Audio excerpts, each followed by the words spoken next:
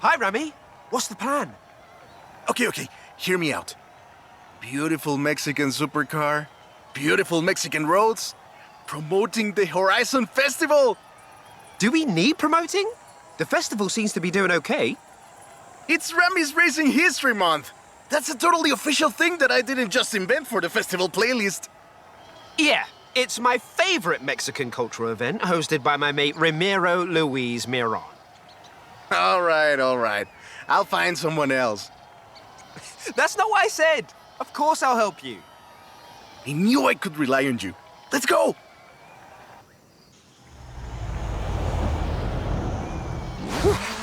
Let's get moving. Get some speed, then turn into the countryside. Really see what this car can do.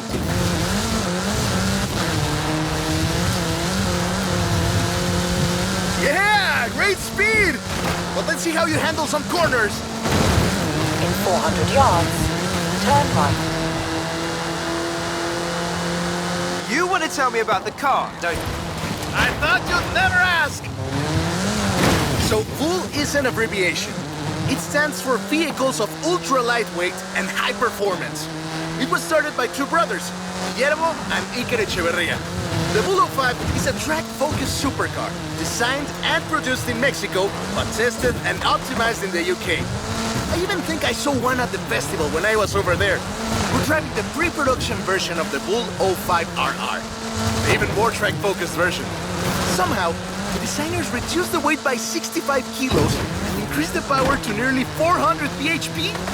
Then they lowered the engine by 50 millimeters to drop the center of gravity and improve cornering. Impressive! They're pretty serious about the ultralight part. The 05RR even has an option for titanium bolts, saving another 4.5 kilos. Perfect! There's a couple of other things you can help out with, if it's not too much trouble. You're never gonna let me live that down, are you? Call me.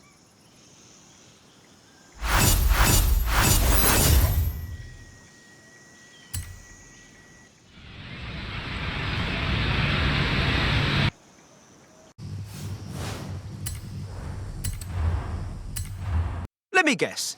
Today's episode of Mexican Automotive History with Ramiro is about the Baja 1000. You are very perceptive, my friend. This dune buggy was the first car to race here. Let's take it for a spin.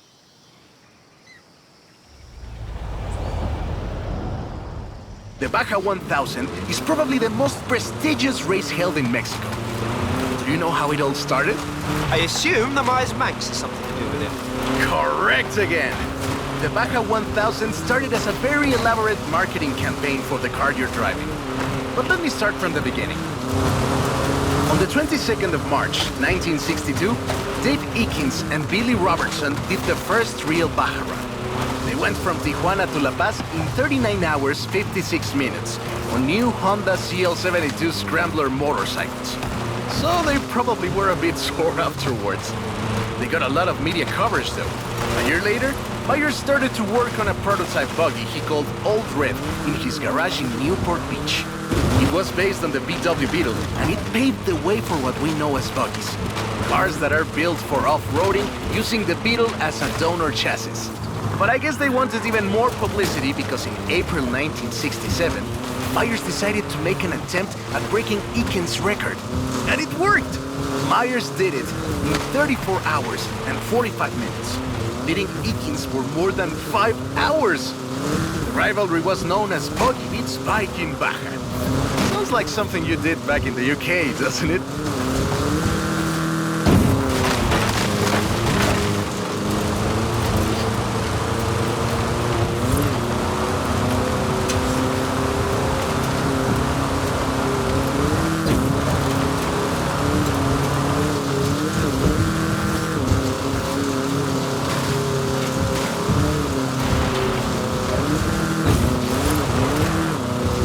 Myers Manx became an overnight sensation as a result, and suddenly they were friendly races all across the Baja. It wasn't long before they realized they needed something more organized. That was Mexican 1000. Guess who won the inaugural event? Myers Manx? You're on fire today! Yes, in 27 hours and 38 minutes. The official race was 100 miles shorter than the original route, but it's still impressive. The Mexican 1000 was later renamed to the Baja 1000, and is run to this day. In 200 yards, turn left.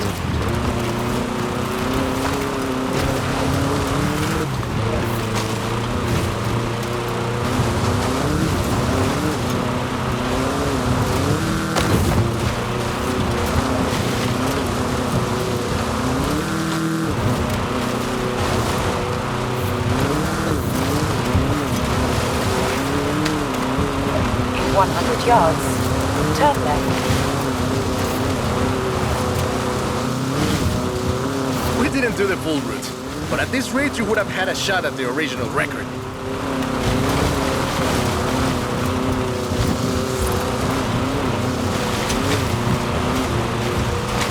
Turn left. I love that story. My abuela used to tell it to me at least once a year.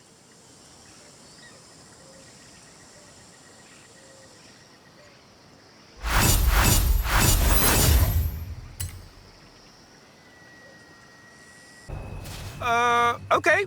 I'll be right there. Oh, right. I get it now. To be honest though, it was me who needed your help, not Papa Fernando. I can't fault that logic. Who are the other racers? It's this new street racing crew that's been hanging around. I think they're here to see what you can do. Let's show them.